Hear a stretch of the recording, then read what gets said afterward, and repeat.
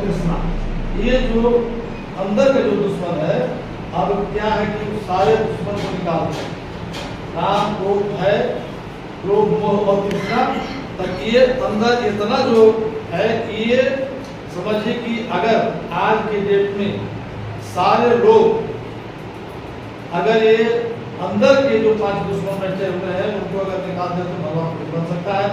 लेकिन ये दुनिया में आज तक एक ही व्यक्ति वो भगवान बुद्ध हुए जो अपने अंदर के 5 दुश्मन को निकालते हैं। तो शरण गमन क्यों करते हैं?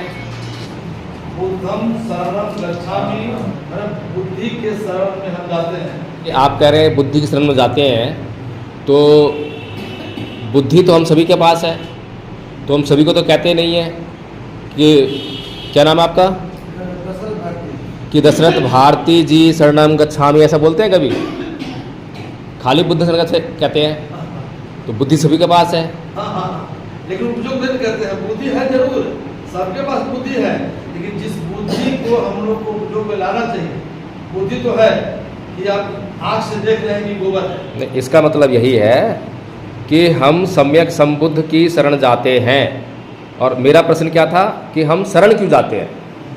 बुद्ध की शरण जा रहे हैं, धम्म की शरण जा रहे हैं और संघ की शरण जा रहे हैं। तो शरण जाने का मतलब ये होता है, शरण जैसे कि हम जो है जब आंधी आता है, तूफान आता है, बारिश आता है, तो उससे बचने के लिए, अपनी रक्षा करने के लिए किसी ना किसी पेड़ की, पहाड़ की, घर की शरण लेते हैं। जब उसकी शरण लेते हैं तो हम अपनी रक्षा कर पाते हैं। तो शरण गमन का यही मतलब होता है। बुद्ध की शरण जाने का मतलब ये है कि बुद्ध को अपने आप को सौंप देना। जब हम बुद्ध को अपने आप को सौंप देंगे तो बुद्ध हमारी रक्षा करेंगे। बुद्ध रक्षा कैसे करेंगे? बुद्ध अपने ज्ञान से रक्षा करेंगे। जो बुद्ध ने जो ज्ञान खोजा, जिससे सिद्धार्थ जो है वो बुद्ध बने, जिस ज्ञान के कारण, उसे तो कहेंगे ना बुद्धत्व। तो जो बुद्धत्व है, इस वजह से हमारी रक्षा होती है, हर पल रक्षा होती है ना। तो इसीलिए हम जो है बुद्धं शरणं गच्छामि कहते हैं। धम्म क्या है? हम जीवन की पवित्रता है। पानी दो। हम अपने शरीर को पानी ठंडा है जो कितना पवित्र रख पाते हैं, हम अपने शरीर की पवित्रता है, हम अपने शरीर को कितना पवित्र रख पाते हैं, किन किन चीज़ों से, हत्या, बलात्कार या जितने भी कर्म या अनैतिक धर्म है, उससे अगर अपने आप को अलग रखते हैं, जितना हमारा शुद्ध शरीर में आचरण रहेगा वही हमारी पवित्रता है। धम्म हुआ, भगवान बुद्ध ने बुद्धत्व प्राप्त कर लिया। बुद्धत्व जो है कोई भी प्राप्त कर सकता है, लेकिन उस तक पहुंचने के लिए जो मार्ग होता है, उस मार्ग को हर कोई नहीं बता पाता। तो जो मार्ग है वो है धम्म, जो मार्ग है वो है धम्म। अब फिर बोलते हैं संघं शरणं गच्छामि। तो जो मार्ग है वो मार्ग बताता कौन है? बुद्ध थे, बुद्ध ने बताया। फिर बुद्ध अकेले तो सब बता नहीं सकते, इसीलिए उन्होंने संघ बनाया, बहुत सारे लोग इकट्ठा करें। तो जिस जिसको वो मार्ग पता लगता गया वो मार्ग बताता गया। इसीलिए संघं शरणं गच्छामि। जो बुद्धत्व, जो निर्वाण की प्राप्ति के लिए जो मार्ग खोजा गया, उस मार्ग को बताने का जो काम करते हैं जो लोग, भिक्षु संघ जो है, उसके लिए कहा गया संघं शरणं गच्छामि। हम लोग आज यहाँ पर जो मीटिंग करने आए हैं, उसका अभिप्राय क्या है, उद्देश्य क्या है, क्या प्रयोजन है? बोधगया में आंदोलन चल रहा है, हम सभी जान रहे हैं। महाविहार की मुक्ति के लिए आंदोलन चल रहा है। और जितना भी बौद्ध समाज है पूरी दुनिया का, वो सभी ये चाहते हैं कि जो महाविहार है, जो अभी ब्राह्मणों के कब्जे में है, ये उनके कब्जे से मुक्त होकर और बौद्धों के हाथ में आ जाए। और अभी क्या पोजीशन है इसकी? अभी ये जो महाविहार है, इसमें बीटी एक्ट लागू है ना। और बीटी एक्ट में क्या समस्या है? बीटी एक्ट में 4 हिंदू 4 बौद्ध और एक डीएम वो भी हिंदू, ये वाली समस्या है। अच्छा, अब हमारी तो भावनाएं हैं कि हम इस महाविहार को मुक्त कराएं, लेकिन क्या वास्तव में जो हमारी भावनाएं हैं, उन भावनाओं के अनुरूप हमने काम भी किया है? उस महाविहार को मुक्त कराने के लिए। ये मुख्य बात है कि नहीं है? मेरी इच्छा है कि मैं एक गाड़ी लूँ, कार खरीदूँ, तो इच्छा हुई, मेरी भावना भी हो गई, लेकिन क्या मैंने अपनी इस इच्छा के अनुरूप काम किया? अगर मैंने अपनी इस इच्छा के अनुरूप काम नहीं किया तो मैं गाड़ी कभी भी नहीं ले पाऊँगा। ले पाऊँगा क्या? और अगर मैंने अपनी इस इच्छा के अनुरूप काम किया तो मैं गाड़ी ज़रूर ले लूँगा। ये बात ठीक है ना? इसमें तो कोई दिक्कत नहीं है। तो हमारी पूरे देश में जितने भी बौद्ध हैं, भारत में तो बौद्ध कितने हैं? बहुत सारे बौद्ध हैं। बौद्ध ना के बराबर है ना? और उसमें भी अगर गया जिले की बात करें तो कितने बौद्ध हैं? कोई अंदाजा है कितने बौद्ध होंगे गया में? गया जहाँ पर महाविहार स्थित है वहाँ पर कितने बौद्ध हैं? नगण्य। और हमारी भावना क्या है? महाविहार हमें मुक्त करवाना है। पॉसिबल है? अगर मान लीजिए हमने पूरे देश से, विदेशों से भी बौद्धों को बटोर के एक दिन के लिए वहाँ इकट्ठा कर लिया, जैसे हिंदुओं ने बाबरी मस्जिद तोड़ दी थी इकट्ठा होकर, तो ऐसे ही अगर हम भी मान लो कब्जा कर लें, कब्जा तो आसानी से हो जाएगा, इकट्ठे हो जाएंगे इतने लोग। फिर उसके बाद क्या होगा? क्या जो लोग इकट्ठा हुए हैं वो वहीं रहेंगे? वो जाएंगे नहीं अपने घर? जाएंगे। जब वो अपने घर चले जाएंगे तब क्या होगा? अयोध्या में तो हिंदू की संख्या बहुत भारी मात्रा में थी, इसलिए वहाँ कोई प्रतिक्रांति नहीं हुई। लेकिन यहाँ तो जो है काउंटर रिवोल्यूशन होगा, प्रतिक्रांति होगी ना? वो प्रतिक्रांति कैसी होगी? बड़ी ज़बरदस्त होगी, वो जो है बड़ी ज़बरदस्त होगी। तो क्या हमने इस बात पे विचार किया? जब हमारी भावना है कि महाविहार को मुक्त कराएं, तो उसको मुक्त कराने का सबसे अच्छा तरीका क्या है? सबसे बढ़िया तरीका, भारत पहले बौद्ध था। बौद्ध क्यों था भारत? कितना भारत बौद्ध था? अफगानिस्तान तक तो हम अभी देखते हैं कि बाबेदान में भी बुद्ध की मूर्ति तोड़ी है तालिबान ने। वो तो पता लग गया कि अफगानिस्तान तो बौद्ध था ही था। फिर आगे, उससे आगे भी बहुत दूर तक बौद्ध था। तो जब ये बौद्ध था पूरा भारत जो है, तब ये सारी इमारतें बनी, तभी बनी ना। ये मूर्तियाँ कोई मुसलमान तो बनाएंगे नहीं, हिंदू भी नहीं बनाएंगे, बौद्ध ही बनाएंगे इन मूर्तियों को। तो जब ये बौद्ध था भारत जो है, तो मूर्तियाँ बनी, और जब यहाँ पर बौद्ध नहीं रहे तब ये मूर्तियाँ टूटी, कब्जा ली गई। मैं कई जगह गया और अभी भी हम देखते हैं बहुत सारे मंदिर हैं, भगवान बुद्ध की मूर्तियाँ हैं, और भगवान बुद्ध की मूर्तियों को हिंदुओं ने कब्जा करके उसको हिंदू देवी देवता बनाकर पूजा कर रहे हैं ना। किस लिए पूजा कर रहे हैं? क्योंकि बौद्ध नहीं है। बौद्ध हो तो वहाँ जो है बुद्ध की मूर्ति मुक्त हो, बुद्ध की पूजा भी हो। तो आपको कुछ समझ में आ रहा है कि समस्या क्या है और हल क्या कर रहे हैं? कुछ समझ में आ रहा है आपको? समस्या कुछ और है, हल कुछ और कर रहे हैं। भगवान बुद्ध ने जब वो सिद्धार्थ थे तो ज्ञान की खोज में गए। तो ज्ञान की खोज में गए थे। ज्ञान की खोज तब भी हो रही थी, बहुत सारे ऋषि मुनि तपस्या करते थे। तो वो कहीं तपस्या करते थे सुख के लिए, है ना, स्वर्ग के लिए, अप्सराओं के लिए, अंग्रेजी की तपस्या होती थी। लेकिन पहली बार सिद्धार्थ ऐसे व्यक्ति हुए जो ना तो अप्सराओं की खोज के लिए, ना स्वर्ग के लिए, ना सुख के लिए, बल्कि किसी खोज में गए? दुख की खोज में। दुख, वो दुख से पीड़ित, परेशान थे कि भाई जन्म लेना दुख है, बुढ़ापा दुख है, मरना दुख है, ये मैं चारों तरफ दुख ही दुख देख रहा हूँ। ये दुख क्यों है? क्या इस दुख का अंत किया जा सकता है? जब वो इस खोज में निकले तो सबसे पहले उन्होंने उस दुख को परिभाषित किया। हम दुख को परिभाषित क्यों करते हैं?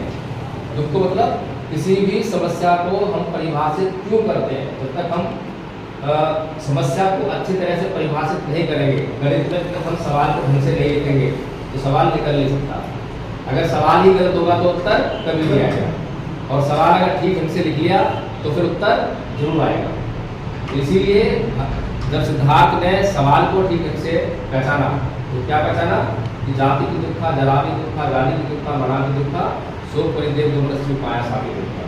अप्रिय संप्रयोगो दुःखो प्रियहि विप्रयोगो दुःखा यदि समय लक्ष्मी तोक्ति दुःखन संकेतेन पचुपादान कंदापि दुःखा। ये दुख है, जन्म मरण दुख है, बुढ़ापा दुख है, रोग दुख है, मृत्यु दुख है, प्रियजनों का बिछुड़ना दुख है, अपनेजनों का मिलना दुख है, जो चीज़ें हम चाहते हैं वो नहीं मिलती तो दुख होता है। कुल मिलाकर 5 स्कंधों से निर्मित ये शरीर दुखाग्रह है। ये समस्या होने लगी और समस्या पर जब फोकस किया तो उसका कारण जान लिया कि इसका कारण है तृष्णा, और तृष्णा को जानकर जब कारण को जान लिया कि तृष्णा का वो है तो उसका नाश कर। कभी भी कोई समस्याओं का कारण जानने के बाद समस्याओं को अपने पास नहीं रखता, बढ़ाता नहीं है, खत्म करता है। तो ऐसे ही हमारे समाज में भी बहुत सारी समस्याएं हैं और उन समस्याओं पर समय समय पर हमारे महापुरुषों ने अपने अपने तरीके से इलाज किया। बीच बीच में बहुत संत महापुरुष हुए।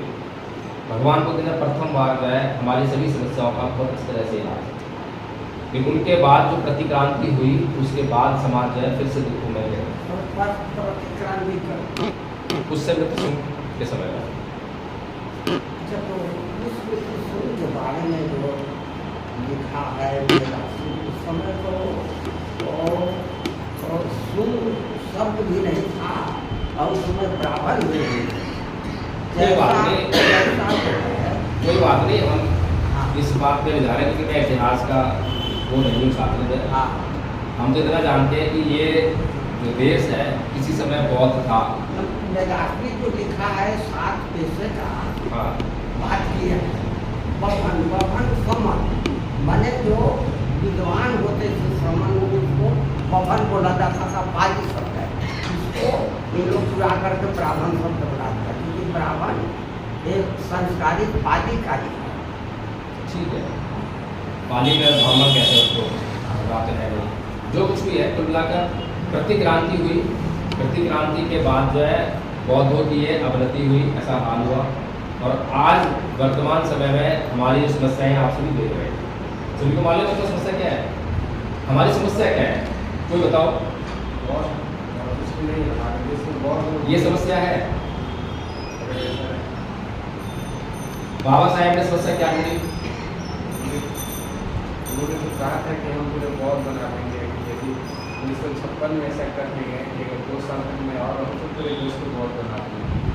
बाबा साहेब ने जो बीच में हमारे संत महापुरुष हुए, कबीर हुए, रैदास हुए, उनके बाद सबसे सटीक तरीके से जो समस्याओं पर गौर किया और जो हल किया वो बाबा साहेब। और बाबा साहेब ने इतना सटीकता के साथ में समस्या का हल किया कि उनके बाद किसी को ज़्यादा रिसर्च करने की ज़रूरत नहीं है। इसीलिए मान्यवर साहेब कांसी राम जी ने कोई रिसर्च नहीं किया उनके बाद, केवल बाबा साहेब को पढ़ा कि बाबा साहेब ने क्या कहा और उसको जो है अप्लाई किया। नहीं कोई बात, जो पढ़ा उसको अप्लाई किया। तो आज हमें भी केवल जो बाबा साहेब ने कहा है उसे अप्लाई करने की आवश्यकता है, बस। कोई फर्दर रिसर्च करने की जरूरत नहीं है। तो हमारी समस्या क्या है? हमारी समस्या ये है, मोटी मोटी समस्या जो आपको लोग बताते हैं। पहली समस्या है राजनीतिक सत्ता, कि 1950 में संविधान लागू हुआ, लोकतंत्र लागू हो गया, लेकिन उसके बावजूद हम जो है सत्ता में नहीं है, हमारा प्रधानमंत्री आज तक नहीं बना है। ये हमारी समस्या बराबर है। दूसरा, सामाजिक असमानता। सामाजिक असमानता के कारण जो हमारे साथ भेदभाव और अत्याचार होता है, और उसी के कारण तीसरी जो समस्या है वो है आर्थिक स्वतंत्रता। हमारे पास उद्योग धंधे नहीं है, नौकरियों में हम कहीं नहीं है, कुछ भी हमारे पास आर्थिक स्वतंत्रता के लिए नहीं है।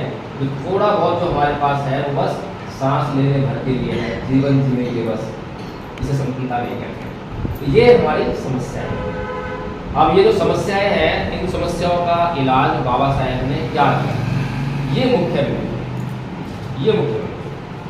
अब बाबा साहेब ने जो समस्या का इलाज दिया, बाबा साहेब ने कहा कि इस देश में 2 संस्कृतियों के बीच में संघर्ष है। वो कौन सा संस्कृति है? ब्राह्मण संस्कृति और बौद्ध संस्कृति। कुछ लोग जो है समण संस्कृति की बात करते हैं। तो बाबा साहेब ने समण संस्कृति की बात कही है या बौद्ध संस्कृति की बात कही है? बताएं जरा। बौद्ध संस्कृति। बौद्ध संस्कृति। तो बौद्ध संस्कृति समर संस्कृति नहीं है और समर संस्कृति बौद्ध संस्कृति नहीं है।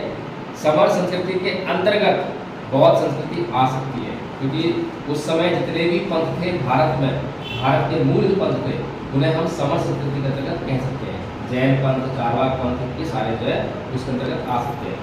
लेकिन जो बौद्ध संस्कृति है उसी की तरफ बाबा साहेब ने फोकस किया और हमें बौद्ध बनने के लिए कहा। सीधी सी बात है।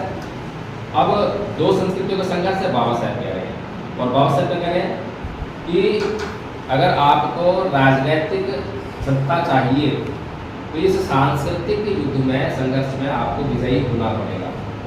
सीधी सी बात है। बाबा साहेब कहते हैं कि राज्य सत्ता प्राप्त करने के लिए हमें अपनी गैर राजनीतिक जड़ों को मजबूत करना पड़ेगा, सामाजिक और धार्मिक आंदोलन करने पड़ेंगे। तो माननीय साहेब कांशीराम ने उसे फोकस किया। तो सामाजिक और धार्मिक आंदोलन करने के लिए उन्होंने नजर उठाई। तो धार्मिक आंदोलन करना उस समय जो है ठीक नहीं था। तो सारा समाज जो है बहुत भयंकर अंधविश्वास में घिरा था, वो उसकी क्रिया थी। तो मान्यवर साहेब कांशीराम जी ने सामाजिक परिवर्तन की लहर चलाई, क्योंकि लोग जो है जातिवाद से बहुत बुरी तरह से पीड़ित थे, था ना। तो इस तरह से जो है मान्यवर साहेब कांशीराम जी ने काम किया। लेकिन साथ में जो बाबा साहेब की जो बात थी, जो खोज थी, छोड़ा नहीं उसको। गौतम बुद्ध यूनिवर्सिटी बनाई, भगवान बुद्ध के बुद्ध विहार और मूर्तियाँ हर जगह जहाँ जहाँ उन्होंने काम किया वहाँ स्थापित करने का काम किया। सीधा संकेत था कि इसका अगला चरण जो है बौद्ध में भारत है। बाबा साहब ने कहा था ना, बाबा साहब का सपना था कि बौद्ध में भारत करना है और बौद्ध में भारत ही हमारी सभी समस्याओं का हल है। ये और है, इससे भी भयंकर समस्या है। ये सब तो बाबा साहब कह रहे हैं। और प्रत्येक समय में एक हर समाज का बुद्धिजीवी वर्ग होता है। अब बाबा साहब ने क्या कहा, आप लोग तो पढ़ सकते हैं, ये बोल रखे हुए कितने लोग पढ़े बताओ, कितने लोगों ने पढ़े हैं? कोई एक आध हाथ खड़ा कर दो, पढ़े हो? है नहीं पढ़े ना, नहीं पढ़ सकते, सीधी सी बात है, मैं भी पढ़ सकता हूँ।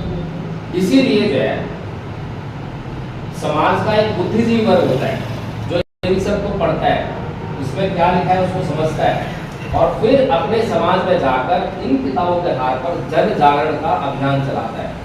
जैसे मुझे मालूम पड़ा कि आप लोग यहाँ इकट्ठा हो रहे हैं, तो वहाँ से पड़ा था, मैं कहा चलो उठाओ घंटा, चलो रात होगी तो अभी जाने में 10-10 बजे जाएंगे, 11 बजे जाएंगे। उठ के आ गया, कपड़े कैसे पहन रखे हैं, जूते चप्पल है, कुछ नहीं। क्यों आ गया? क्योंकि मुझे आपके बीच में बात रखनी है ना। तो ये किताबें जिसने पढ़ी वो जो बुद्धिजीवी वर्ग है वो आपके बीच आएगा और बाबा साहेब का मार्गदर्शन आपको देगा। बाबा साहेब ने जो समस्याओं का हल दिया वो आपको बताएगा और फिर उस मार्ग पर चलकर आप जो है अपनी समस्याओं को हल कर लेंगे। ये तो सीधी सी बात है। लेकिन समस्या क्या है?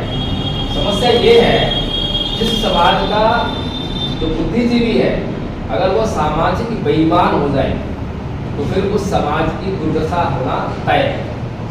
अगर समाज का बुद्धिजीवी वर्ग जिसके कंधों पर समाज का नेतृत्व करने की जिम्मेदारी है, अगर वो ही बेईमान हो जाए तो समाज का बढ़ता धार बन। तो अब हम अपने समाज के बुद्धिजीवी वर्ग पर नजर दौड़ाना चाहेंगे, है ना, कि कौन कौन लोग हैं जिनको हम अपने समाज का बुद्धिजीवी कहते हैं और वो हमें क्या मार्ग खाते हैं। उनका मार्ग और बाबा साहेब का मार्ग क्या एक ही है या अलग है? इस बात को हमें समझने का काम करना चाहिए। तो आप किसको मानते हो बुद्धिजीवी? अभी वर्तमान समय में जो है हर समय में हर समाज की समस्याएं होती हैं। तो वर्तमान समय में जो हमारी समस्याएं हैं, हमारे पास बुद्धिजीवी वर्ग है, तो जो बुद्धिजीवी वर्ग है वो हमारी समस्याओं का इलाज दे रहा है। तो बताएं कौन बुद्धिजीवी है इस टाइम? एक नाम गिनाएं, किसको बुद्धिजीवी मानते हैं? वैसे बुद्धिजीवी किसे कहेंगे? किसे कहना चाहिए बुद्धिजीवी?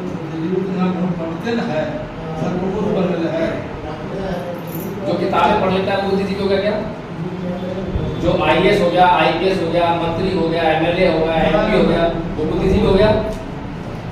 लेकिन समस्या हमारी यहीं पे शुरू होती है। बुद्धिजीवी तो उसी को मानते हैं। अगर राजेंद्र पाल गौतम ने 22 प्रतिक्रियाएं ले ली तो वो हमारा बुद्धिजीवी हो गया। ऐसा ही हुआ? ऐसा हुआ नहीं हुआ? कितनी फैन फॉलोइंग हो गई? पीछे लोग जो है भागते हैं। यहाँ पर लोग जयवीर प्रकाश आ रहा है, कितने लोग हैं? 10-20 लोग। और अगर यहाँ पर राजेंद्र पाल गौतम आए तो कितने लोग आएंगे? हजारों लोग आ जाएंगे, है ना। अब जांच करनी चाहिए कि वास्तव में क्या जिसके पीछे हम भाग रहे हैं, जिसको हम फूल मालाएं पहनाने के लिए हम जो है लगे हुए हैं, क्या वास्तव में बुद्धिजीवी है? अगर बुद्धिजीवी होगा तो समाज का उद्धार होगा, बुद्धिजीवी नहीं होगा तो समाज का नुकसान होगा, सीधी सी बात है। चलिए, राजेंद्र पाल गौतम जी ने 22 प्रतिज्ञाएं ली, उसके बाद उन्होंने मंत्री पद से इस्तीफा दे दिया या लिया? बताइए, हैं गलत बोल रहे हैं आप। लिया नहीं, दिया। लिया में क्या होता? राजेंद्र पाल गौतम जी खुद एडवोकेट है और बाबा साहेब के मिशनरी भी हैं, सब जानते हैं। उन्होंने एक बार भी केजरीवाल को ये बोला कि भाई मुझे 100 पोल नोटिस दो, ऐसा व्यवस्था होती ना कि भाई मैं क्यों दूं मंत्री पद से इस्तीफा, मुझे कारण बताओ, नोटिस दो, फिर मैं उसका जवाब दूंगा, फिर दूंगा इस्तीफा। अब बताए दोनों बात मंत्र है या नहीं है? तो केस से इस्तीफा दे देना और कारण बताओ, नोटिस जारी करना। पहले वो पूछेंगे कि आपने क्या अपराध किया है, बताएंगे ना कि आपने ये अपराध किया है, आप इस्तीफा दो या इसका कारण बताओ। फिर उसका कारण बताएंगे, ये 22 प्रतिज्ञा मेरे लिए बाबा साहेब की है और बाबा साहेब चाहते थे कि ये भारत बहुत में हो जाए, तो उसमें सारी बातें लिखते डिटेल में। अब बताइए वो इतिहास रास्ता चलिए कोई बात नहीं, वहां चूक गए। उसके बाद क्या हुआ? अरविंद केजरीवाल ने उनका इस्तीफा ले लिया, मंत्री पद गया, अब साधारण एमएलए हो गए, पार्टी में बने हुए, पार्टी छोड़ी नहीं है। फिर उसके बाद गुजरात में इलेक्शन चले थे उस समय पर केजरीवाल जी जो है अपने इलेक्शन कैंपेन में लगातार ये बोल रहे थे कि भारत की जो करेंसी है, मुद्रा है, जो नोट है, उसके ऊपर लक्ष्मी गणेश का फोटो आना चाहिए। बोल रहे थे। अब बताइए, ऐसा बोलने के बाद जो कि बाबा साहेब की विचारधारा के बिल्कुल अलग है, उल्टा है ना, तो क्या राजेंद्र पाल गौतम जी को उनकी पार्टी में रहना चाहिए था? तुरंत में देना चाहिए था कि आप जो है बाबा साहेब तस्वीर लगाने का काम करते हो, लेकिन तस्वीर लगाकर बाबा साहेब की विचारधारा के खिलाफ काम करते हो, मैं ऐसी पार्टी में नहीं बने रह सकता। बताइए, समाज काम करता होता है ना। चलिए, वो भी चूक गए। उसके बाद जब उन्हें लगा कि यह पार्टी मुझे टिकट नहीं देगी तो उन्होंने पार्टी छोड़ दिया। तो उसके बाद क्या किया? क्या उसके बाद रानी सिन्हा से लेकर समाज में आए? नहीं, फिर वो कांग्रेस ज्वाइन कर दिया। मतलब गलती पर गलती। अब कांग्रेस ज्वाइन करके क्या करेंगे बताइए? समाज का काम कर पाएंगे क्या? अगर वो पार्टी ज्वाइन न करते और समाज के बीच में आते, इस तरह से आंदोलन करते कि मैं पहले समाज को जगाऊंगा और जब समाज जग जाएगा तो इसी समाज को मैं जो है एमएलए एमपी बनने के काबिल बनाऊंगा। अब बताइए, वो काम इम्पोर्टेंट था ना, है?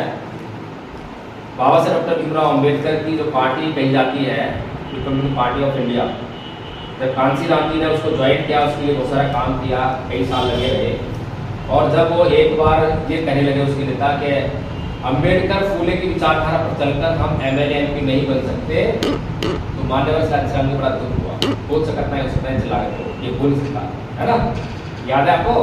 है कांसी राम जी बाबा साहेब को पढ़ रहे हैं, फूले को पढ़ रहे हैं, वो कह रहे हैं कि ये विचारधारा इतनी अच्छी है, सारी समस्याओं का हल है, और आरबीआई के नेता चिल्ला रहे हैं कि हो सकता नहीं, हम इससे जो है एमएलए एमपी नहीं बन पाएंगे। वो सही कह रहे हैं गलत कह रहे हैं? बताइए, है? नहीं, वो सही कह रहे हैं, वो बिल्कुल सही कह रहे हैं। क्यों सही कह रहे हैं? क्योंकि बाबा साहब डॉक्टर भीमराव अंबेडकर और फूले की विचारधारा एमएलए एमपी बनने की विचारधारा नहीं है। बताइए मुझे, वो विचारधारा तो समाज का उद्धार करने के लिए है। अब समाज का उद्धार करने की बजाय अगर आपका लक्ष्य खाली एमएलए एमपी बनने का है तो क्या करोगे? एमएलए बनना है तो मैं झूठ भी बोलूंगा, सच भी बोलूंगा, शराब भी बांटूंगा, है? मैं बौद्ध नहीं हूँ ये भी कहूँगा, मैं हिंदू हूँ, मैं मुसलमान हूँ ये भी कहूँगा, जहाँ जाऊँगा वैसा कहूँगा। ये है एमएलए एमपी बनने की रणनीति। लेकिन बाबा साहेब की रणनीति ये नहीं है। बाबा साहेब रणनीति है कि अपने समाज का जाकर उत्थान करो, समाज को जगाओ, और जब समाज जाग जाएगा, इकट्ठा हो जाएगा, तब तुम्हें वो एमएलए एमपी बना ही देगा। कब कर देगा? फर्क है ना।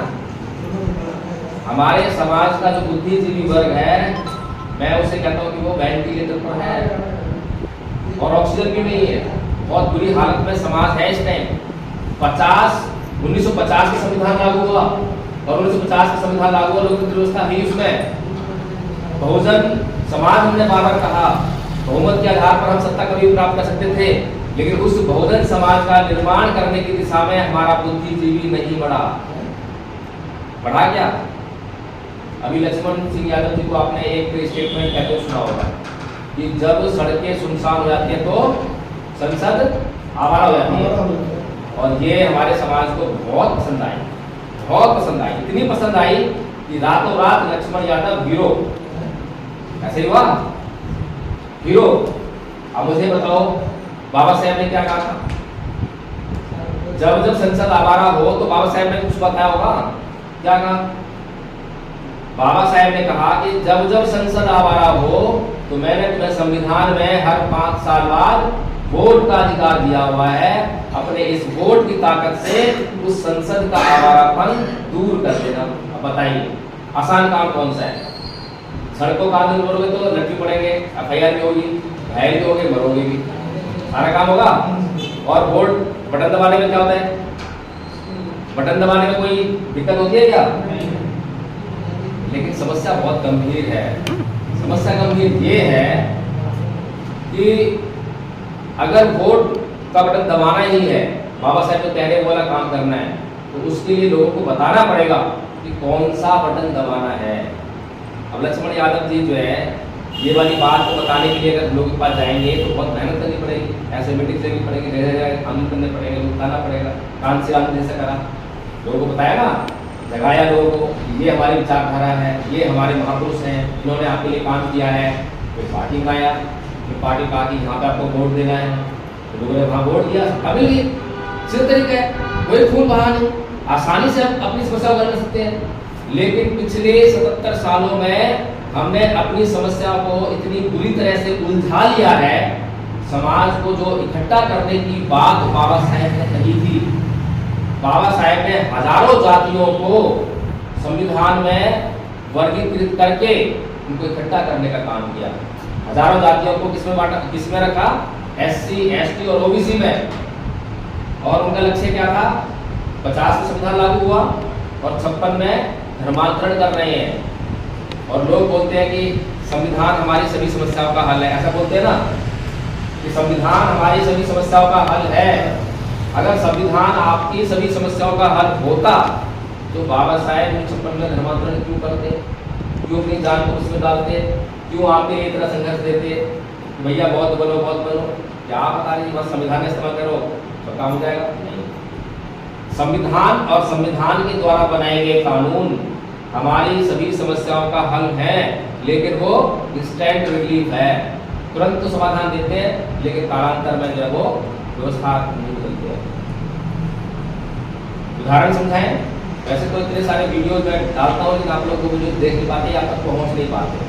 पहुँचते भी होंगे तो क्योंकि घंटे भर का वीडियो है, 2 मिनट देखा उसका छोड़ दिया, बोर होने लगे। अभी इन बातों में किसका इंटरेस्ट आ रहा है?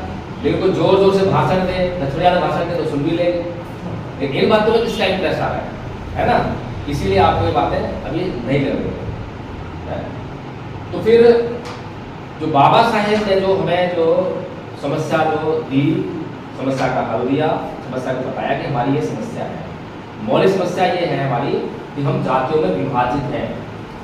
तो हमारे ऊपर धर्मांतरण करने के बाद एक जिम्मेदारी डाली कि आपको ये SC, ST, OBC ये फॉर द टाइमिंग है, ये जो आरक्षण दिया है फॉर द टाइमिंग है, फिलहाल की आरक्षण है, ये हमेशा की आरक्षण नहीं है।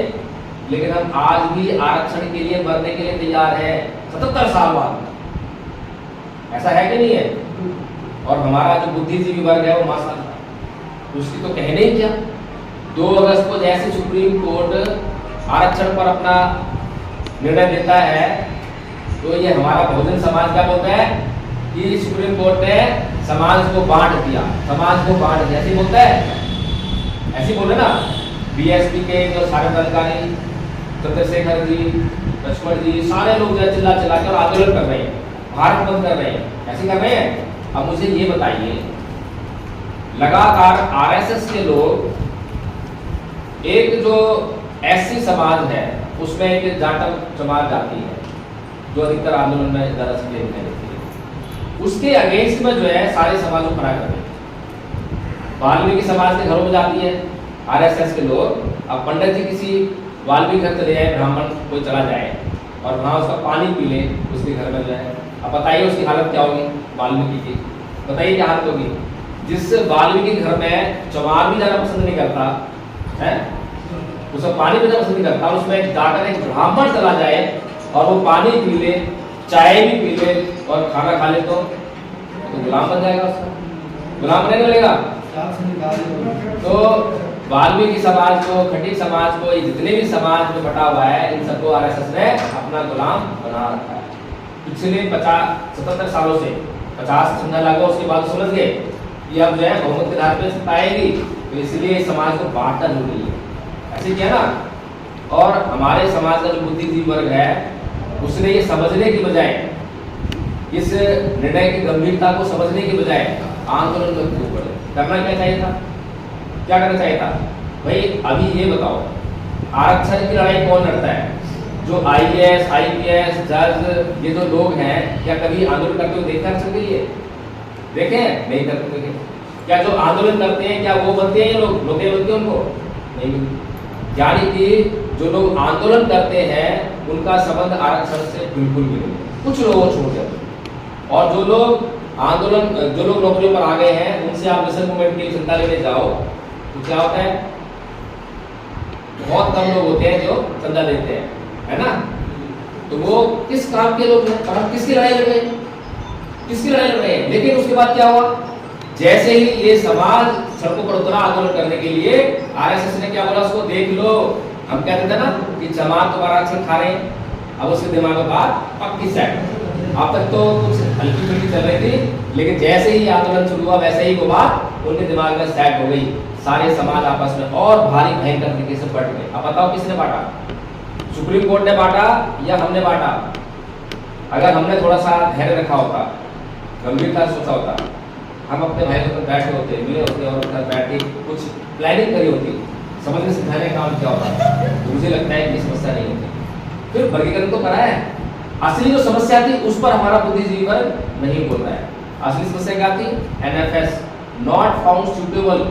ये जो स्कीम जो है सरकार लेकर आई है, यानी कि ऐसी समाज की 4 जातियां हैं मान लीजिए, तो 4 जातियों में अगर कोई योग्य कैंडिडेट नहीं मिलता है तो वो सरकार क्या करती है, उसको जनरल में ले जाती है सीट को। तो ये हमारी समस्या थी, इस पर हमें बोलना चाहिए था कि भैया ठीक है, तुम वर्गीकरण में वर्गीकरण करो, अच्छी बात है, हमारे वाल्मीकि भाई को मिलनी चाहिए, रैगर को मिलनी चाहिए, इसको भी मिलनी चाहिए, सबको नौकरियां मिलनी चाहिए, अच्छी बात है, स्वागत करते ना, तो सब खुश रहते हैं। और कहते हैं कि भैया लेकिन इसमें जो है एनएफएस लागू नहीं होगा, ये रहेगी सीट ही पर एससी में ही। अगर वाल्मीकि समाज में नॉट फाउंड सुटेबल मिल रहा है, नहीं मिल रहा है कोई कैंडिडेट, खटीक पर नहीं मिल रहा है, रैगवा में नहीं मिल रहा है, तो जनरल नहीं होगी सीट, सीट एससी को ही आएगी, वापस आनी चाहिए यहाँ पर। ये व्यवस्था में करना, ये बात अगर कही जाती तो इससे समाज टूटता नहीं बल्कि बनता। तो कुल मिलाकर बाबा साहब कह रहे हैं एलिमिनेशन ऑफ कास्ट की बात कर रहे हैं कि जाति का बीज नाश करना है, जाति का अंत करना है, और हम जाति को बढ़ा रहे हैं, हम जाति को लगातार बढ़ा रहे हैं। द ग्रेट चमार, द ग्रेट वाल्मीकि, कुशवाहा समाज, पटेल समाज, हो रहा है ना, कि समाज में बढ़ रहा है। अभी तक हम बहुत समाज में बढ़े हैं। बाबा साहब धर्मांतरण इसीलिए किया था क्योंकि मैंने जो समाज की व्यवस्था जो दी है, ये आरक्षण व्यवस्था दी है, हमेशा के लिए नहीं है, ये कभी ना कभी इसका अंत होगा, कभी तो अंत होगा। और आप जो लड़ाई लड़ रहे हैं आरक्षण की आज भी, मुझे लगता है कि लड़ाई बेईमानी है, बाबा साहेब के मिशन के प्रति बेईमानी है। मिल रहा है ठीक है, लीजिए, लेकिन आपका जो लक्ष्य है उस पर फोकस रहना चाहिए कि हमें बौद्ध होना है, हमें केवल बौद्ध ही होना है, सबको बौद्ध होना है और सबको बौद्ध बनाना है। तो अब जो है असली बात, हमारी सभी समस्याओं का इलाज है बौद्ध बनना।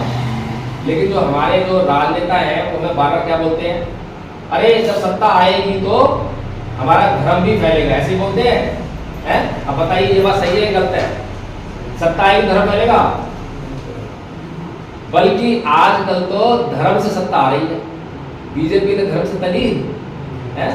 1925 में उन्होंने आरएसएस की स्थापना की, उसके बाद क्या काम करा, पार्टी बनाई, कोई पार्टी नहीं बनाई, बल्कि अपने हिंदुत्व को मजबूत किया, लोगों के दिमाग में भरा हिंदुत्व हिंदुत्व हिंदुत्व, डर से कहो हिंदू है, डर से कहो हिंदू है, हो गए हिंदू, हमारे सारे लोग हिंदू है। और 2014 में वो खुद का सरकार बना गए। यही बात हमें बाबा साहेब ने बहुत पहले कहते थे कि तुम्हें बौद्ध बनना है, ये हिंदू है, हिंदू बनाएंगे, तुम्हें बौद्ध बनाने हैं, जो काला हो जाएगा उसका सब कुछ है। संख्या हमारी ज्यादा, क्या लिखा हुआ ना, 100 में 90 शोषित है, संख्या तो हमारी ज्यादा। लेकिन संख्या का क्या करें, हमें तो एक हफ्ते में 1 घंटा भी निकालने में तकलीफ होती है, 1 महीने में 1 घंटा निकालने में तकलीफ होती है। बाबा साहब तो आपसे कह रहे हैं कि भैया रोज 1 घंटा कम से कम अपने समाज में निकलो। अगर रोज निकलोगे 1 घंटा जो है तो समाज जाग जाएगा, इकट्ठा हो जाएगा, सारी समस्याएं हो जाएंगी। मिशन समझाएंगे तो समझाएगा, अब हमने तो मिशन समझाया नहीं। और आरएसएस कितना बड़ा संगठन बन गया, और आरएसएस बात संख्या तो हमारी है, हमारे लोगों की है? तो वो तो करेंगे काम अपना। चोर डाकुओं का संगठन बड़ी जल्दी बन जाता है, बताता है।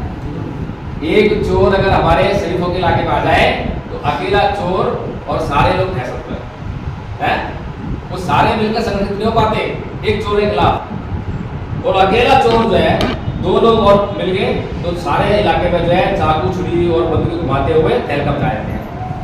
गलती हमारी है। धम्मपद में भगवान बुद्ध ने कहा है कि नए परिसर विलोमानी, नए परिसर कथा कथन अतनोव्य कथानी अकथानी है। दूसरे क्या कर रहे हैं, दूसरे क्या नहीं कर रहे हैं, ये मत देखो, ये अधिक महत्वपूर्ण नहीं है। हम क्या कर रहे हैं और हम क्या नहीं कर रहे हैं, ये बहुत महत्वपूर्ण है। क्योंकि हमारे भीतर से बाहर का निर्माण हो रहा है। ऐसा हो रहा है ना, हमारे भीतर से बाहर का निर्माण हो रहा है। जैसा हम सोचते हैं वैसे निकालते हैं। ये पंखा, ये बुद्ध विहार, ये सब हमारे भीतर से निकल के बाहर आया है। पहले था क्या? तो हमारे भीतर से निकला ना। अगर आप भीतर से बाहर लेकर जाओगे तो अच्छा संसार बना लोगे। लेकिन अभी हम क्या हो रहा है, अभी हम बाहर से भीतर लेकर आ रहे हैं। बाहर हमने गाली सुनी, सीख ली और ले आए और हमने गाली देना शुरू कर दिया। बाहर हमने हिंसा करते हुए देखा, बातें करते देखा, सीखा, अंदर ले आए और हमने भी नई बातें करना शुरू कर दिया। ऐसे ही हुआ ना, ऐसा ही हुआ। बाबा साहब जो संस्कृति बात करते हैं, ब्राह्मण संस्कृति कहती है कि ईंट के जवाब पत्थर से देंगे। ये कौन संस्कृति है? ब्राह्मण संस्कृति है। मैं गलत कह रहा हूँ, सही कह रहा हूँ? ईंट से कहते हैं, ईंट के जवाब पत्थर से देना। ये कौन संस्कृति है? ब्राह्मण संस्कृति है। और बौद्ध संस्कृति कौन सी है? बौद्ध संस्कृति बुद्ध क्या कहते हैं? ना ही वेरे न वेराणी समंति दुराचरण अवेरे च समंति ऐस धम्मो सनंतनो।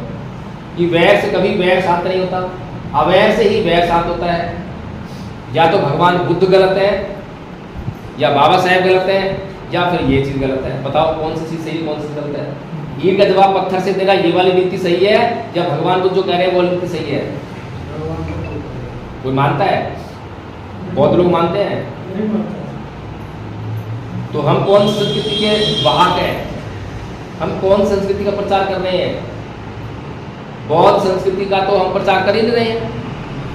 बौद्ध कह रहे हैं अपने आप को हम बौद्ध हैं, लेकिन दिमाग को अगर खोल के देखा जाएगा, इसकी जांच की जाएगी तो हम कट्टर ब्राह्मणवादी पाएंगे और दूसरों को अब गाली दे रहे हैं। हम खुद ब्राह्मण बने पड़े हैं, हम खुद भेदभाव कर रहे हैं और हम दूसरों को मनुवादी कह रहे हैं, ब्राह्मण कह रहे हैं। तो भगवान बुद्ध के धम्म का प्रचार प्रसार करने के लिए बाबा साहब ने कहा कि भारत को बौद्धमय करेंगे तो हमारी सारी समस्याओं का हल हो जाएगा। कैसे होगा? भगवान बुद्ध ने जब अपने इस धर्म का प्रचार प्रसार किया तो भगवान बुद्ध का लक्ष्य क्या था? मनुष्य का कल्याण करना। ये लक्ष्य था, मनुष्य का कल्याण करना। और जब उन्होंने इस कार्य को किया तो उसके बाई प्रोडक्ट आने लगे। बाई प्रोडक्ट क्या होते हैं? प्रतिफल क्या होते हैं? मान लीजिए मैं दवाई बनाने के लिए लकड़ी लेकर आया और उस लकड़ी में से मैंने दवाई बना लिया तो लकड़ी बची, और लकड़ी में से मैंने स्टूल बना लिया, कुछ और बना लिया, तो वो बाई प्रोडक्ट। तो ऐसे ही भगवान बुद्ध जो है मनुष्य का कल्याण कर रहे हैं और कल्याण करते करते अच्छे राजा मिल रहे हैं जो प्रजा का भला कर रहे हैं। राजा और प्रजा का जो भेद है वो भी लगभग ना के बराबर है। अच्छे व्यापारी मिल रहे हैं जो जनता का शोषण नहीं कर रहे हैं। समाज में जो है जो सामाजिक असमानता है वो खत्म हो रही है। अब नीच भी जो है ऊंचे बन रहे हैं। सारा समाज जो बदलने लगा है। बाई प्रोडक्ट ये है बौद्ध धर्म का कमाल, धम्म का कमाल। लेकिन धम्म जभी काम करेगा, दवा जभी काम करेगी जब उसका इस्तेमाल करोगे। मैं दवा दे दूं और घर जाके रख दो तो कहाँ ही दवा, कोई काम आएगी क्या? तो दवा का जो है, लेकिन सर बाबा साहब भी कहे हैं कि पढ़े लिखे ही धोखा दिए। हाँ कहे हैं, लेकिन मैं समझा रहा हूँ कि कैसे धोखा दिए है। हम उन धोखेबाज से चारों तरफ घिरे हुए हैं और हम उन्हीं को फूल माला पहना रहे हैं। कोई IAS अधिकारी आ जाए तो फूल माला लेते होते हैं। वो समाज का गद्दार आदमी जो समाज के बीच में कभी आता नहीं, समाज की बात करता नहीं है, और जब रिटायर हो जाएगा तो समाज में आएगा, फिर MLA MP बनने की कोशिश करेगा। ऐसे ही होता है और हम उससे समझ पाते हैं। अभी संसद में जितने भी MP हैं वो सारे अमीर लोग हैं, ऐसे ही है। जितनी विधानसभाओं में MLA हैं वो सारे अमीर हैं। अब बताइए मुझे, क्या भारत का संविधान केवल अमीरों को MLA बनने के लिए कहता है? गरीब कहाँ है? 100 में 90 है, 90 गरीब है, गरीब कहीं नहीं है। गलती किसकी है? चुनने का अधिकार किसको दिया है? गरीबों को दिया है। तो गरीब जो है गरीबों को क्यों चुनता? अगर गरीब आदमी जो है खड़ा हो जाए तो उसको वोट देने वाला नहीं मिलता, क्योंकि उसको प्रचार करने के पैसे नहीं है, दारू बांटने के पैसे नहीं है। हर एक आदमी पार्टी ढूंढता है, पार्टी ढूंढता है। कमी हमारे बुद्धिजीवी वर्ग की है। हमारा बुद्धिजीवी वर्ग जो है हमारा भला नहीं चाहता। हमारा बुद्धिजीवी वर्ग जो है अपने आप को MLA MP बनाने में लगा हुआ है। वो हमारे बीच में आएगा और हमारे दुख दर्द की बात करेगा। देखो आप इतने दुखी हो, कितने दुखी हो। फिर वो पूछेगा भाई हाँ दुखी तो है, तो क्या करें दुखी है तो? क्या देखो तुम्हारे दुख का अंत हो सकता है। कैसे? तुम मुझे वोट दो, तुम्हारे वोट से मैं जीत के संसद में जाऊंगा, फिर मैं तुम्हारी आवाज बुलंद करूंगा और तुम्हारी समस्याएं सॉल्व हो जाएंगी। तो हमें समझ में आती है हाँ बात तो सही है। तो हम वोट देते हैं, फिर वो चुनाव हार गया, फिर वो कहता है देखो भाई ऐसा है, खाली तुम्हारे वोटों से मैं संसद में नहीं जा पाऊंगा। मैं एक काम करता हूँ, मैं कांग्रेस ज्वाइन कर लेता हूँ, मैं BJP ज्वाइन कर लेता हूँ, वहां से लड़ूंगा तो मैं संसद पहुंच जाऊंगा, फिर तुम्हारी आवाज उठाऊंगा। हाँ ये बात तो ठीक है। कौन से संसद में? कौन से संसद में कॉम्प्रोमाइज करके? और वहां जाके आवाज उठा रहा है, बस आवाज उठा रहा है। आवाज उठाएगा, जब बहुमत ही नहीं है, पार्टी उसकी वहां पे नहीं है, तो कर क्या लेगा? है ऐसे ही हो रहा है ना? गलत कह रहा हूँ, सही कह रहा हूँ? सारी विचारधारा की रेड़ मार दी, सारी विचारधारा की। समाज समझाने का काम नहीं करेगा, उसको इकट्ठा करने का काम नहीं करेगा, उसको टाइम लगता है ना। मैं आज सपना देखूंगा तो साढ़े 100 साल बाद पूरा होगा। RSS ने 1925 में जिसने उसको बनाया, क्या वो MLA बन गया, MP बन गया, प्रधानमंत्री बना? बताओ मुझे, कुछ बन गया क्या? त्याग बलिदान, त्याग बलिदान। लेकिन हमारे अंदर है क्या? बिल्कुल भी नहीं। जब त्याग और बलिदान ही नहीं है तो सुख कहाँ से आएगा? सुख कहाँ से आएगा? सर ये बता दीजिए कि जो बिहार में हो रहा है संघर्ष, ये सही है? अब इतने सारी बातें हम कर रहे हैं तो इससे कुछ आकलन आपको लग नहीं रहा है क्या? चलो मुझे बताओ, इस आंदोलन में मैं तो बहुत कुछ गौर किया है। 7-8 दिन मुझे आए हुए वहाँ हो गए हैं। सबसे पहले तो उनसे मैंने पूछा भाई तो समिति है? हाँ है। तो बताओ कौन कौन है? आज तो बताया नहीं है। फिर मैंने पूछा कि भाई मुझे भी समिति में ले लो, हमारा संपर्क संघ है, वो चाहता है कि इसमें जो है सहभागिता निभाए, उसके पास इतनी अकल है वो बताए आपको। नहीं माना तो 2 दिन बाद मैंने उनको लिखित में दिया ताकि ये रहे कि हाँ मैंने उनको लिख के दिया था, मैंने कहा था। उसका 2 दिन हो गए, जवाब नहीं आया। फिर सबसे बड़ी बात क्या है, 3 विज्ञों के आपने जो फोटो देखे होंगे वायरल होते हुए, उसमें एक विनयाचार्य है, देखा है? विनयाचार्य नाम सुना होगा, बहुत सारे लोग हैं। तो क्या विनयाचार्य भिक्षु है? मैं आपसे पूछता हूँ, आप तो बौद्ध लोग हो, बौद्धों को तो असली और नकली की पहचान होनी चाहिए। विनयाचार्य क्या भिक्षु है? वो अपने नाम का लिखता है भंते विनयाचार्य, जबकि है श्रामदेव। अब बताइए मुझे, श्रामदेव में और भंते फर्क होता है? फर्क है ना। दूसरी बात ये कि जैसे ही चीवर लेता है कोई व्यक्ति तो सर पे बाल रहते हैं क्या? उनके सर पे बाल है, बाल ही नहीं है बल्कि कल में जो है सेट है, सैलून जाके। अब बताइए मुझे, जिसका भी बालों से भी मोह नहीं गया तो किसको? धम्म का काम तो मैं नहीं कर रहा हूँ, मैं तो नहीं चीवर। अरे भाई तुम्हें अगर बालों से मोह है या भी गृहस्थ रहना चाहते हो तो चीवर को क्यों बदनाम कर रहे हो? ढंग को बदनाम कर रहे हो हैं? फिर एक और फोटो देखा सुमित्रा दत्त का, सुमित्रा नाम सुना ना? सुमित्रा दत्त बहुत नाम सुना होगा। तो कैसे लग रहा है उदाहरण की वही है, सारी रास्तों को वो बचाएगा। अभी नीलम बौद्ध के ऊपर उसने एक FIR कराई लखनऊ में, और उस FIR में आपको मैं पढ़ के सुनाऊं, उसमें जो है वो खुद अपने आप से बोल रहा है, और मैं तो ताज्जुब करता हूं कि लोग जो है क्या दिमाग रखते हैं कि सही और गलत की पहचान नहीं है, और वो गलती हमारी भी नहीं कि हम लोगों हम सीखा है, समझ में आया नहीं, कभी बताया नहीं किसी ने, और विनय से तो मतलब ही नहीं हमारा।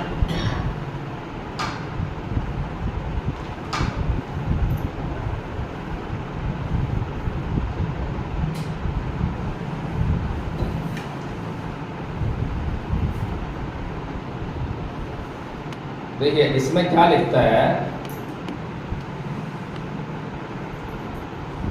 व्यक्तिगत सम्मान को क्षति एवं मानहानि का झूठा प्रयास करने के संबंध में। किसी शिकायत है व्यक्तिगत मान सम्मान को ठेस पहुंचाने, क्षति पहुंचाने। अब बताइए उनका कौन सा मान सम्मान। भगवान बुद्ध तो कुछ और कह रहे हैं, अय्या ही लाभपनिसा अय्या ही निब्बान गामिनी एवं वेतन बुद्ध भिक्खु बुद्ध सावको संकारं नाभिनंदे विवेक मनुगुरुए, कि एक भिक्खु को सम्मान से, आदर सत्कार से और निंदा से कोई मतलब नहीं होता।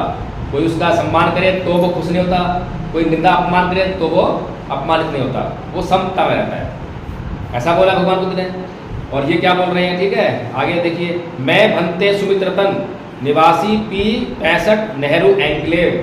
अब ये एड्रेस कहाँ का देख लेना, सरस्वती कॉलोनी सेहतपुर फरीदाबाद हरियाणा ने सोशल मीडिया पर एक वीडियो बनाकर हमारी छवि मान सम्मान को क्षति पहुंचाने का कार्य किया है।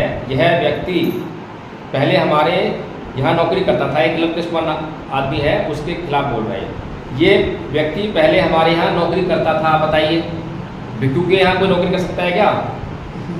है भिक्खु के यहाँ तो सेवा होती है, चलिए मान लें फ्री भी, कोई बात नहीं। एडवांस अग्रिम में ₹25,000 फोन पे के द्वारा दिया गया, उसका एडवांस दिया है किसी बात के लिए, जिसका प्रमाण मेरे पास है, और वह नौकरी छोड़कर भाग गया था। पैसे मांगने पर इस व्यक्ति ने इस तरह का कृत्य किया है, लिहाजा संवैधानिक दायरे में उचित कार्रवाई की जाए। हमारे मान सम्मान को ठेस पहुंचाने वाला वीडियो बनाकर जांच पड़ताल किया है। अच्छा, किसके खिलाफ दी है? यूट्यूब चैनल NB न्यूज नीलम जाटव। क्या लिखा है? नीलम जाटव, नाम खाली नीलम है और दुनिया उनको नीलम बहुत बोलती है, और ये क्या बोल रहे हैं? नीलम जाटव। फिर क्या बोल रहे हैं? राहुल जाटव, प्रदीप अशोक जाटव, जानबूझकर जातिवादी। तो ये भिक्खु है, ठीक है। तीसरे भिक्खु करुणासिंह राहुल। करुणासिंह राहुल के नाम सुना होगा, सुना है ना? एक बार की बात है जब हम लोग भी उनके उसमें शामिल थे, एक लड़का था दीपक, बुखार में तज रहा था। उस समय जो बिहार जहाँ पे हम थे आगरा में, उसका निर्माण हो रहा था, धूल मिट्टी चल रही था। 2 कमरे थे, एक कमरे में जो है AC लगा हुआ था, जिसमें डेसना वगैरह चलती थी, उसमें खाली महिला रहती थी, महिलाएं बैठती थी या डेसना होती थी, और बाहर जो निर्माण का चल रहा था खुले में, धूल मिट्टी में और बड़ी गर्मी में, बेचारा वहाँ पड़ा हुआ था। वो दीपक जो है घर से लेकर आए थे कि आजीवन मेरे साथ रहेगा, और वो बुखार तज रहा है। हमने कहा जी बत्ते जी, ये देखो उसको बुखार हो गया, कुछ इसका इलाज मिला। अरे कुछ नहीं, ये नौटंकी कर रहा है, घर वापस जाना है, इसलिए जो है ये बहाने कर रहा है। ठीक है जी, जैसा बत्ते जी। 2 दिन बाद ही उनके बेटे का एक्सीडेंट हो गया पलवल फरीदाबाद में। तुरंत गाड़ी भेजी और मंगा लिया उसको वहाँ पर जो है, और उसका सारा ट्रीटमेंट, और वहीं AC वाले रूम में, वहीं पे जहाँ महिला रहती थी, वहाँ पुलिस उठाने जाती थी, वहीं रहा। अब बताइए मुझे, भिक्खु हैं? बहुत से लोग कहेंगे अरे अपने लोग हैं, क्यों बुराई कर रहे हो? बहुत से लोग ऐसे बोलने के लोग होते हैं। लेकिन जो माँ अपने बच्चों की गलतियों को छुपाती फिरती है, तो उसके बच्चों का बिगड़ना तय है।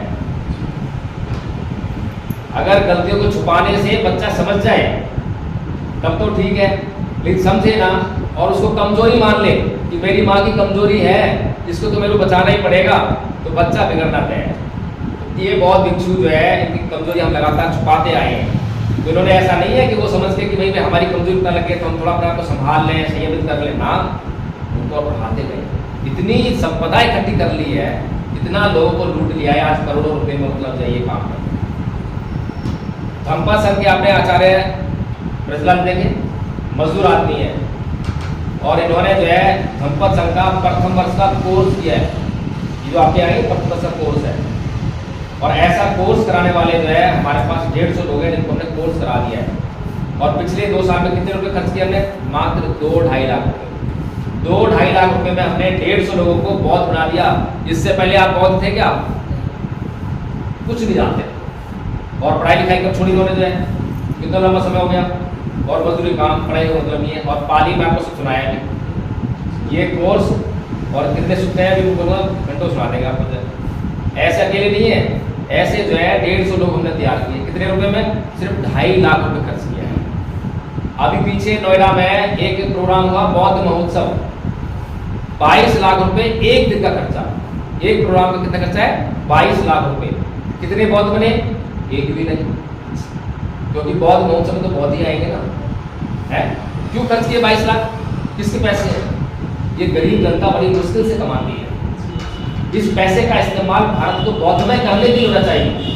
अब हम इनको आचार्य बोल रहे हैं, तो आचार्य क्यों बोल रहे हैं? क्योंकि आचार्य की जिम्मेदारी है। आपको हमने टीचर बनाया है, टीचर मतलब है कर्तव्य बोध होना। तो मैं टीचर हूँ, मुझे पढ़ाना है, सिखाना है। तो मैंने 150 लोग नहीं पढ़ाए, मैंने शुरू में केवल 4-5 लोग को पढ़ाया। फिर 4-5 लोगों ने कब 150 लोग पढ़ा दिए पता नहीं चला। पहले साल में केवल 25 आचार्य थे हमारे पास, और अगले साल में 150 आचार्य तक बन चुके हैं हमारे पास। और कैसे बने हैं? ऑनलाइन।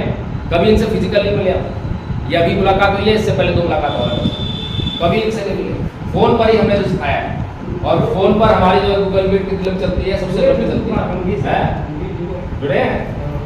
तो दोपहर को 2 बजे शुरू होती है, रात के 12 बजे चलती है, सुबह 5 बजे शुरू होती है, 9 बजे चलती है। इतनी लंबी हम जो है सेवा दे रहे हैं, और हम ये कह रहे हैं कि आपको कुछ नहीं करना, आप केवल हमें इजाजत दो, सहमति दो कि हाँ मुझे करना है कोर्स, बाकी जिम्मेदारी हमारी। आपके पास कब समय है? आपको एक पर्सनल आचार्य दे देंगे कि ये आचार्य ही आपको सिखाएंगे। उसके अलावा संगति जो मीटिंग चल रही है उसमें जुड़ो, 15 मिनट जुड़ो, 1 घंटा जुड़ो, आधा घंटा जुड़ो, जब तुम्हें टाइम हो तो जुड़ो और सीखो इसको। क्यों सीखो?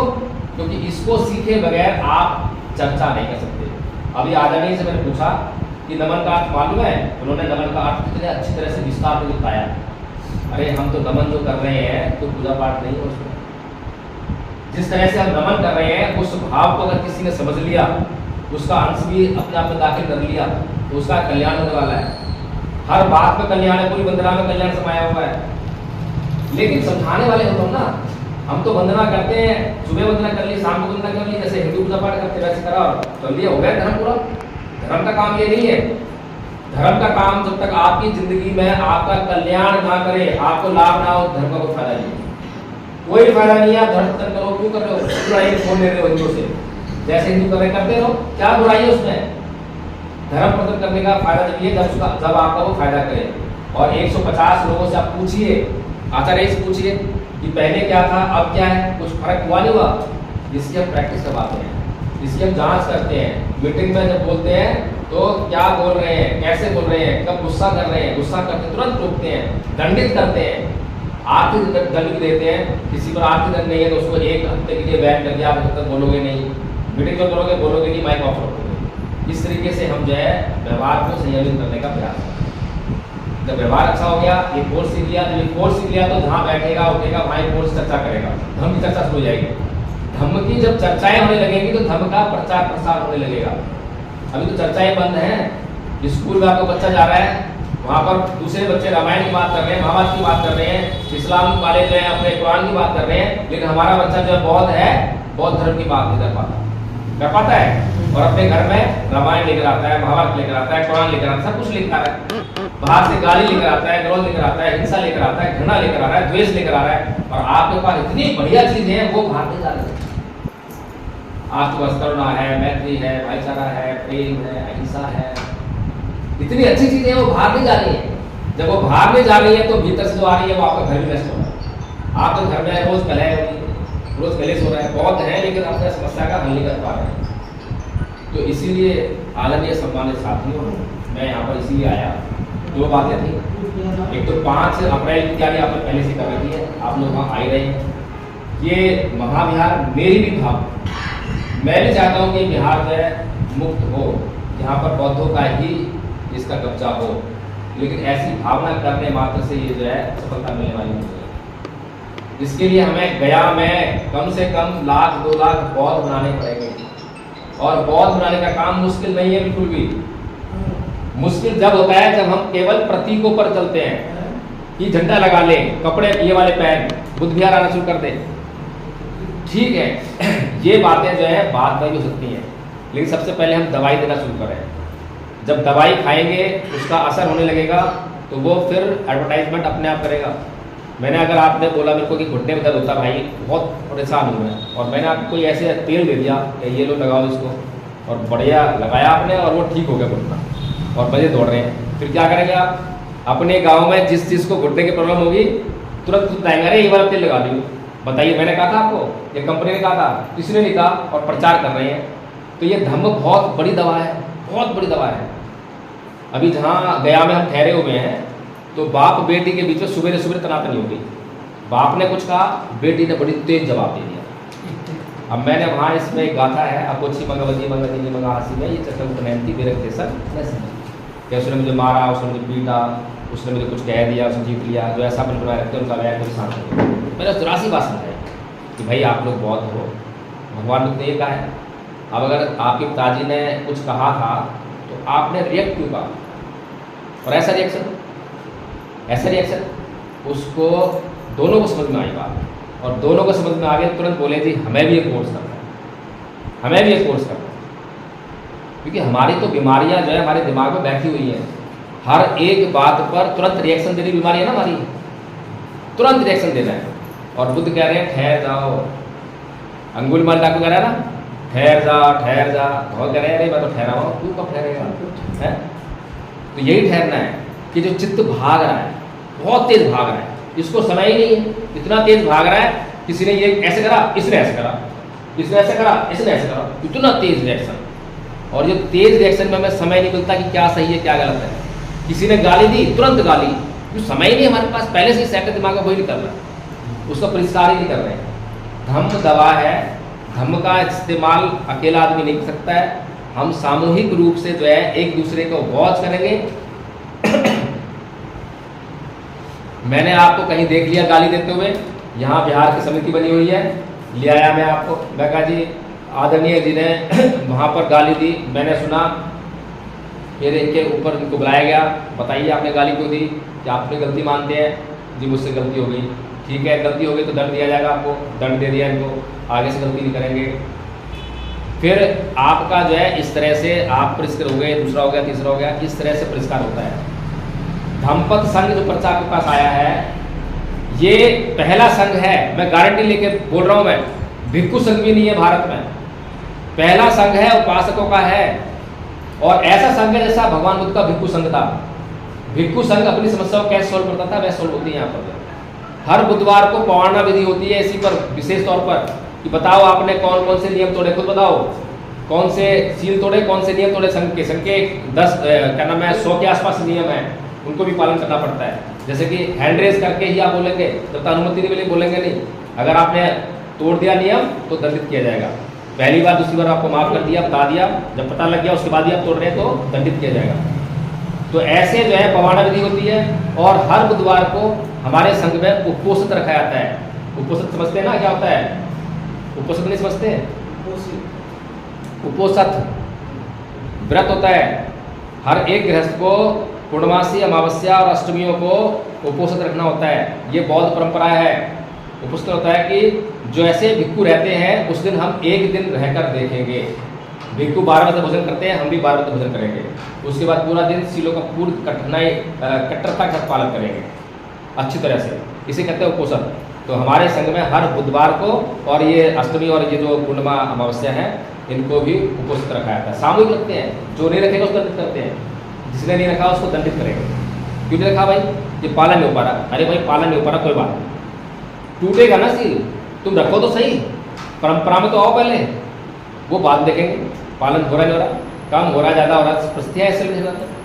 तो मैं आदरणीय सम्मानित साथियों, आप लोगों से भी मैं अपेक्षा यही करता हूँ कि अगर वास्तव में आप ये समझते हैं कि हाँ हमारे समाज की समस्याएं हैं, तो हमें अपनी समस्याओं का हल करने के लिए इस बुद्धिजीवी वर्ग जो कि केवल अपने आप को ही एमएलए एमपी बनाने में लगा हुआ है, आपके बीच आपके दुख दर्द का इस्तेमाल अपने आप को एमएलए बनाने के लिए करता है, वो आपकी समस्या को सॉल्व नहीं करेगा।